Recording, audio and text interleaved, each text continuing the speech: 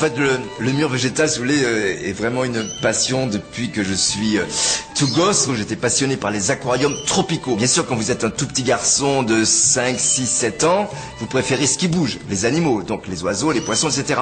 Et puis après, quand vous grandissez, quand vous arrivez vers 9, 10, 11, 12 ans, vous comprenez que les plantes sont essentielles pour permettre aux poissons et oiseaux de vivre.